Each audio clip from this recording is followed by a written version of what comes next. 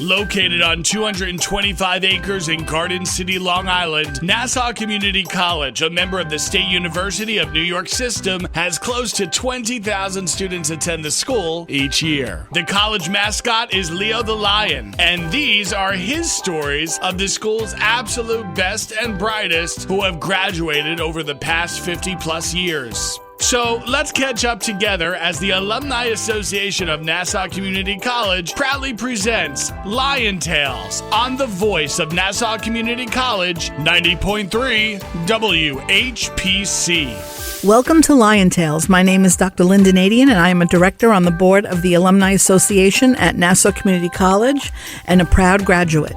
I am here to celebrate the successes of our alum, and together we will share stories that will inspire, uplift, and often amuse you. Each week, I will introduce you to alumni of Nassau Community College interested in sharing their experiences while attending the college and the secrets to their success. Look for many new and exciting events on the Alumni Association social media pages, Facebook, Instagram, and our webpage at ncc.edu/alumni. Or find me on Twitter at Dr. Lynnda Nadien. Did you know Leo the Lion is the mascot for Nassau Community College? Lions are ruled by Leo and fire. The male lions represent pride while the females stand for teamwork. Together, we are Lion Tales. Today, I'd like to welcome to Lion Tales our guest, Symantha Wilson, class of 2020. Symantha, otherwise known as Sym Symma, is an award-nominated producer, creative director, and consultant with a primary focus on developing culturally relevant content. In her role at Black Effect Podcast Network, iHeartMedia, Sym provides holistic support for culture-shifting podcasts from concept to creation. These podcasts are boosting over 5 million downloads and consistently spark conversation. Symantha is in touch with all aspects of radio, from running boards to editing audio. She is a trusted advisor to many famous names in hip-hop and a sought-after scriptwriter. Symantha is a proud Guyanese woman who graduated summa cum laude from Nassau Community College with a degree in mass communications and media. Welcome to Lion Tales, Symantha Wilson, class of 2020. I'm happy to be here. Yay. So tell us about your decision to attend Nassau Community College from the very beginning. So I graduated high school and I wasn't 100% sure what I wanted to do. And my sister kept telling me, just go to Nassau. It's affordable and you can figure it out while you're there without paying a gajillion dollars. And for whatever reason, I'm like, no, because it had this stigma like, oh, Nassau's like going to the 13th grade if you're from Nassau. So I'm like, no, I'm not going to go to Nassau. I don't want to see all the same people I went to high school with. I want to learn new experiences. And I ended up not going to college for, I want to say, like 4 years. And then one day I was at a job that I hated and I had gotten sick. And I was out for like 2 weeks and they never asked me, how am I feeling or anything. They just kept asking, well, when are you going to be back? And at that time, I was just like, you know what? I want to have a better life and I don't want to work at jobs that I hate for the rest of my life. Yep. So in that moment, I quit my job and I enrolled in Nassau. Wow. You know, it's amazing because we were talking about this a little while ago today about, how do you convince young students coming out of high school that it is okay to go to a community college, which happens to be a great one that's right here. Right. But again, there are stigmas involved. And I think this show is helping us to break that stigma because we're showing how successful alum are coming back and saying that this really was the springboard to their success. 100%. What were some of your favorite courses that you did take here once you finally arrived? Definitely my radio production class. I loved that class. That was probably my favorite one. And if I'm being honest, that might be the only one. Yeah, it's possible. And do you remember the professor's name? Because we always have problems remembering the professor's name. I just remember he was like this really wacky guy and he used to wear different hats every day. And he was a great professor. I learned a lot from him. And I'm actually really sad I don't remember his name. Yeah. I don't know why. Why does that happen? Like you can see them, but Yes. you can't remember their name. Oh my gosh, funny. it's gonna drive me crazy. I have to like go through the staff listings. And Yeah, see and it. then we're saying like we're sitting in the group and you recognize everybody and you know who they are, and now if someone said who's that, you wouldn't remember. Right. Describing some of the cultural relevance in relation to radio and producing, what does that mean to you, and how would you explain that to the common person who doesn't really understand making connections like that? So I work at a predominantly Black station, and our station is nationally syndicated. We have a huge reach, and working with them allows us to be the first to have a conversation or our input on a lot of things that happen in our culture. And it's really important. I think a lot of people feel like you have to be on air to be able to be a shifter and mover and narrate the conversations. But there's so much beauty in being behind the scenes and being able to influence the conversations that are being had within the community, and knowing that something that you find relevant that you can have people talk about will be something that millions of people hear, and it's a conversation that millions of people will be able to start in their own small circles. And it may seem not like a big deal when you're at work every day and you're behind the scenes, and then when you realize how large the conversations are and how much of an impact you have on your own community, I love it. It's a great thing. Yeah, I've done a lot of work in culturally responsive teaching, and I feel that there's so much cultural relevance and radio is a platform then to spread an understanding that I think most people just don't have. Right.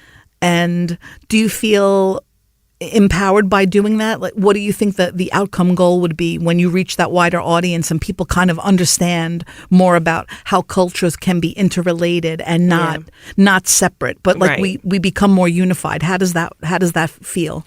It feels great just being able to influence those conversations, because the main reason why I decided to get into media in the first place is because I realized how powerful people in those large positions are, and how they can get certain conversations started just by being a catalyst. And I love being in that position to be able to lead those conversations, because I felt like people who had that responsibility weren't doing what they were supposed to do, specifically when it came to race and unity.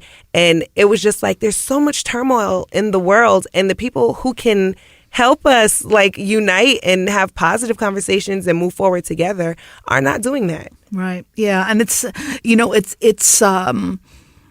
something that, I think about. I mean, I don't know if everybody thinks about it, but I think that dividing people must be making someone else rich, because by keeping everyone separate, it must be a way to either be a moneymaker or to, put more fuel on a fire that I Right. think really could be turned around and we could become more unified, which is why I think that radio and TV can become a great platform. Right. Some of the social media platforms I think are really intense, because there's so much on there now about culture and race and females and males and LGBTQ or cooking. It could be the most simple thing and it could be the most like intense thing. Right. But everyone's on there trying to have their platform. And now you've worked with some really diverse performers, from Charlemagne the God to Pete Davidson. How do you approach that work?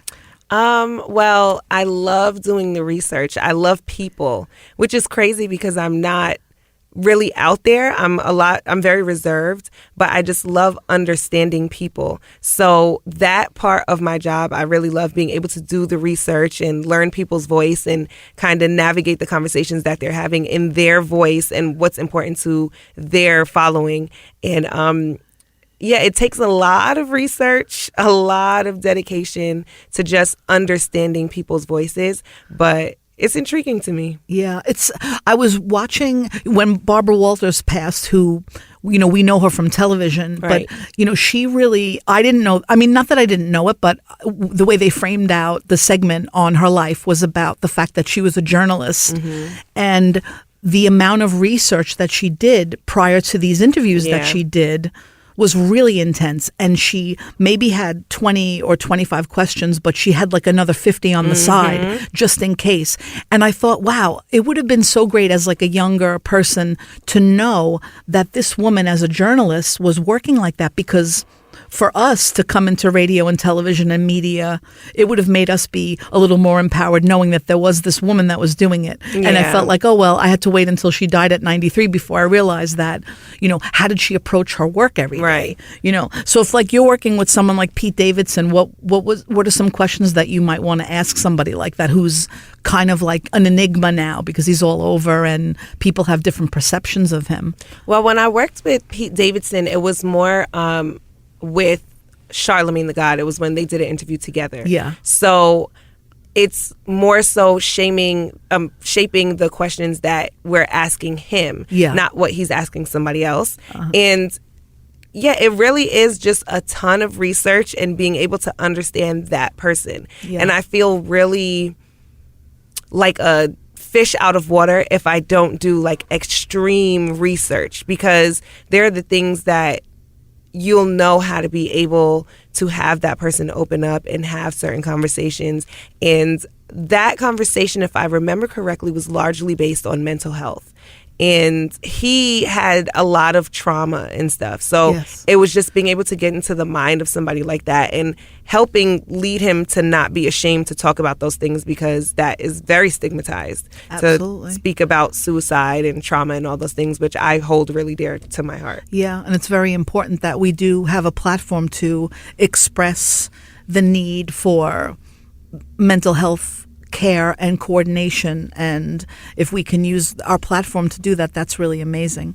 You are listening to Lion Tales on the voice of Nassau Community College, 90.3 WHPC.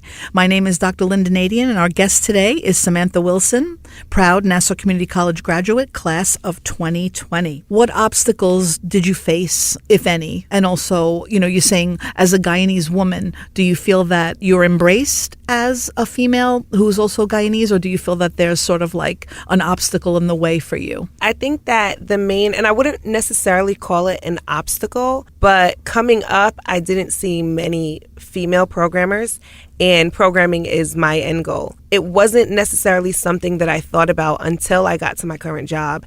And my boss is Thea Mitchum, and she's one of the most powerful women in radio, and she's an amazing programmer. So the main challenge for me was just being able to navigate within radio and not realizing subconsciously that, like, because I saw so many men in certain positions and in those managerial roles, that I didn't imagine that for myself. So it's just it's so rare to see women in those top positions that I would love to see more women in those positions. And hopefully one day I hold one of those really great positions and can empower other women to do so. And then, of course, there's the typical some men offering great opportunities and projects, and then when you don't want to go on a date with them, then it's like, oh, never mind. But that doesn't bother me, because I would rather attain everything with integrity. So if those guys are willing to lose out on a business opportunity just because I didn't want to go on a date, I'm 100% okay with that. And so how would you describe your current position? So I am a producer at The Breakfast Club, but I really enjoy wearing all the hats. So they call me the big sister of the station, because I come in and I'm there like at 4:30 in the morning. The show starts at 6, and I'm just there making sure everything is together. And I'm less of an audio producer. Like, I'm not really so much on the editing side anymore, but I'm more so on like the research and conversational side and making sure that we're staying up to date and relevant. And I love my job. And then I also produce podcasts. Yes. With the Black Effect Podcast Network.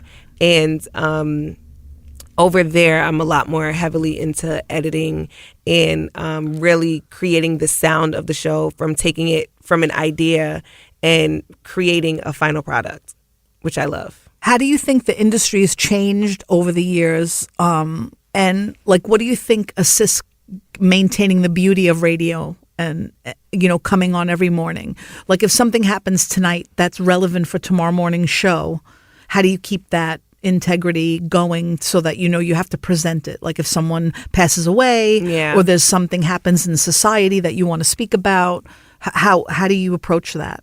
Well, we have a really great team, and luckily I work with talent who they're super understanding, and even though they're huge in the radio industry, they are very humble. They listen to us really well. So it's really easy to pitch things to them, and a lot of times we're on the same page, because if someone unfortunately passed away, or if there's something major that happened in our culture, it's like we get to work and it's like, okay, this is the conversation, and now we're just going to pick how we approach discussing it. And like I said, being such a major voice in our culture, we don't like to always just talk about situations, but we really do our conversations behind the scene to figure out how we're going to report it to make sure that it's as valuable to the listener as possible. As far as script writing, because again, I think script writing is an art form, creating good questions, like that really is like something that you're really very talented in doing.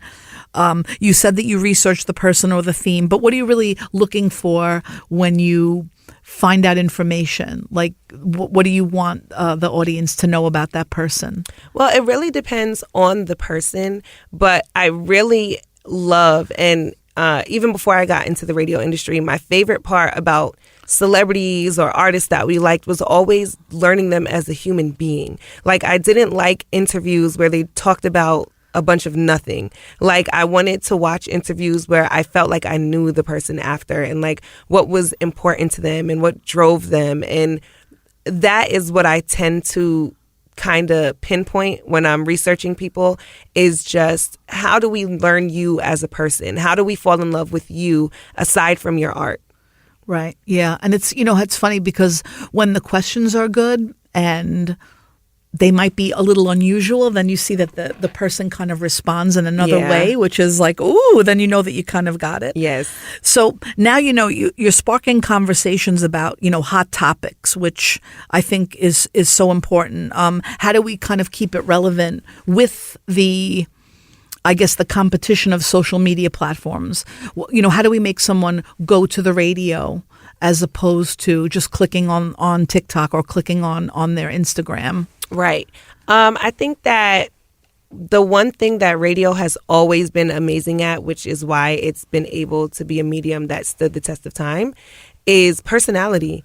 I mean, you can get music, you can get news anywhere, but what's going to bring you to radio is the person that's reporting it and how they're reporting it and the perspective they take, which is something that I've mentioned, I think, a million times since we started speaking, is just making sure we have that fresh perspective that maybe nobody thought about, but also just being authentic. It's like we're not going to come up with a perspective that only has shock factor or that is different from everyone else, but make sure it's true to what we actually believe and what we feel like is important. And as a student at Nassau Community College, you were speaking about how you learned a lot. So much. Working at 90.3 WHPC. So Yes. Can you tell us a little bit about that?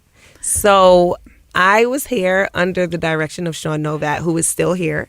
And I was just telling some students out here before I came in for the interview, they were asking, like, what advice do you have for us that are still students since you've gone on to an actual career in radio?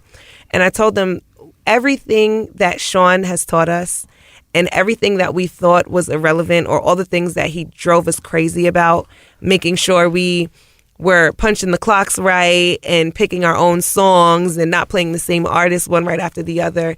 It really prepared you for the real world, especially if you wanted to work in radio. And I just happened upon radio. I knew I wanted to work in media when I came to Nassau, and I had met Sean Novat by chance, and he got me into radio. And when I got here, and all the things that I learned here, from running boards to talking on air to programming music, at the time, it didn't seem that important. And then when I got into a real career, it was like, wow, that was such a great program. Like, it really prepares you for a real career. And like I told you off the air, I had to call him just about 2 weeks ago and tell him, like, wow, you really prepare us. And unfortunately, well, maybe not unfortunately, but some students are here just as an activity, but may not actually want to have a career in media. But this was really the stepping stone. Like 90.3 WHPC is what taught me how to do radio well, how to produce radio well. It got me my first radio job. It helped me get my first radio internship. And Sean was a major part of that. He really cares about his students. You are listening to Lion Tales on the voice of Nassau Community College, 90.3 WHPC. My name is Dr. Lynnda Nadien, and our guest today is Symantha Wilson, proud Nassau Community College graduate, class of 2020. And now, something that you said, too, about the internship, which, you know, Sean really does promote with the students that he's working with now, because there are paid internships, there are not paid internships, but your experience of seeing this whole radio station work, and you're saying that once you got into the field, you know, how did that make you feel to say, oh my God, I kind of know a lot of this? Oh my gosh, it felt really good because I'm one of those people that I hate not knowing. It drives me up the wall like, to not be like? in the know. Exactly. And with iHeartMedia, that's where I got my internship with the Elvis Duran Morning Show, which is a huge morning show. I went in there so nervous because it's like, okay, I remember when I interviewed and they asked, well, what do you want to learn? And I'm like, you know, I've learned all of my radio at a small college station, and I'm ready to learn the things that I don't even know exist. I want to come into this big market and learn the things and the equipment and access things that we don't have at a college station where we rely on donations and all that stuff. This is a multi-million-dollar company. So I want to learn the things that I don't even know exist. And when I got there, I realized that, of course, there were things and machines that I didn't know, but the groundwork that was done here, I was so prepared. Like, I knew so much of it. And if I didn't know, it was easy to figure out because the stuff that we did here was, if it wasn't the same software, it was really close. And yeah, we were just really well-rounded coming out of this station. So when you were in your program as a student here, you then did your volunteer hours at 90.3 and you came to the station like during the day? Is that what you did? Yes. So yeah, I did my volunteer hours here. And then Sean always used to have like these panels and stuff. And one day they did a panel and Nancy, I'm missing her last name, but a woman named Nancy from BLI and BAB, she came and I just loved what she was talking about. And I had a million questions because I really loved radio. Yeah. And she gave me my first radio job thanks to the connections from Sean Novat and WHPC. That's great. Yeah, because I think that, he had taken some of the community volunteers and the students on a field trip to the surrounding radio stations. And even for me, and this is part of, just something that I do because I love it as well. Yeah. It wasn't my main career, but I've learned so much from him. And I say to him every day, wow, you taught me that, and I'm getting better at, what I'm like to do, even though I'm considered a community volunteer. It's still working together with the students and, seeing media and television and radio in a different light. It's so exciting because it's sets you up to do better things in the future. What challenges do you think you face as a person in radio now to bring it up to that next level? It's funny, like I always encourage everybody to have a radio in the house, even though everything's satellite. Right. You have to have a radio. And why is that important, to continue like the beauty of all of that? I think it's important because I think radio has been tried and true for so many decades. And I think our biggest competition, obviously, is social media and all the other platforms like we had mentioned earlier. But to me, I think that if our phones go down or if you don't have Wi-Fi or whatever, you can't access those stories, but you can always just crack on a radio and get what you need to get. Yeah, that's what it's just like. So, I remember, being really young and listening to WABC and WNBC, and I had a little tiny transistor radio. And that was just, I was so young, but that was something that was like a big part of our life in the top 40 and all of that. And so now I still love it now. One of the things that people may not be aware of is that you pride yourself in having been a cancer survivor. Yes. And I want to know, and others would want to know too, how do you encourage people to, when they're faced with health challenges, how to deal with that? So it's important to, and luckily I worked in a career that I was really passionate about. So it sounds cliche, but it didn't always feel like work. But it's also a very demanding industry. And it was important to find that balance of being able to take care of myself. Because when I first started working in the industry, media is so fast paced and you feel this kind of pressure to always be on and to be available and ready whenever you're needed. And I think that happens in a lot of careers. When you're new in your career, you want to be the best, you want to be the smartest and the fastest. And I never took time to pay attention to my health. And I remember even in my internships, they used to tell me, you have to slow down. You're gonna run yourself out.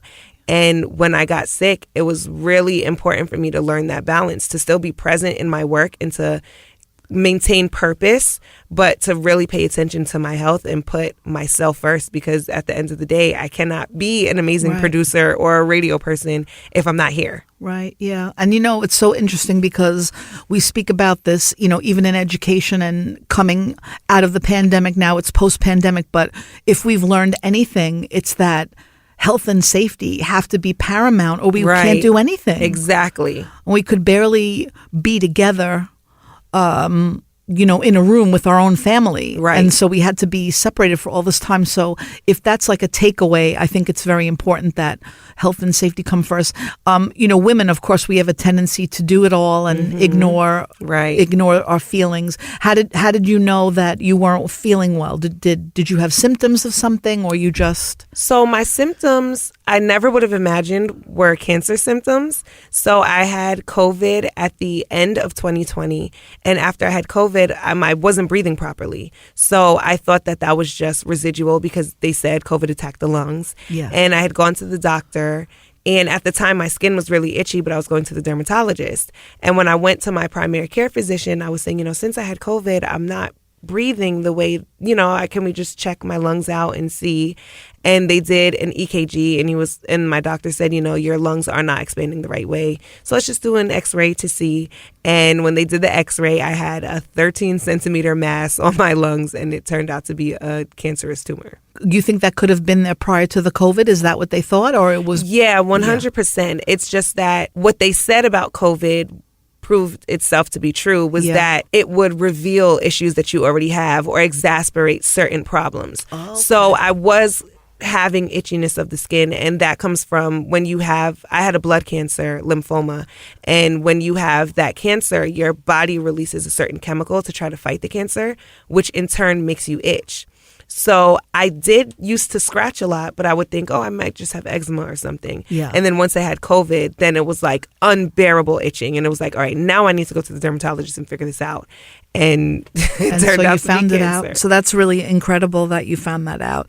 I would like to thank our guests, Symantha Wilson, proud Nassau Community College graduate, class of 2020. How can our listeners contact you? I'm on Instagram. My tag is @ Sym Symma _ so it's _ SYMMA_ I have a website. It's symsymma.com, spelled the same way without the underscores. There's also like a contact tab on the website, so you can email me and I will see it. I would like to thank you for being our guest today. My name is Dr. Lynnda Nadien, and I serve as a director on the board of the Nassau Community College Alumni Association, and I am a proud alum. Lion Tales is also available as a podcast on iTunes, Android Podcasts, and Spreaker. More information is online at nccradio.org. Thanks for listening to Lion Tales here on the voice of Nassau Community College, 90.3 WHPC.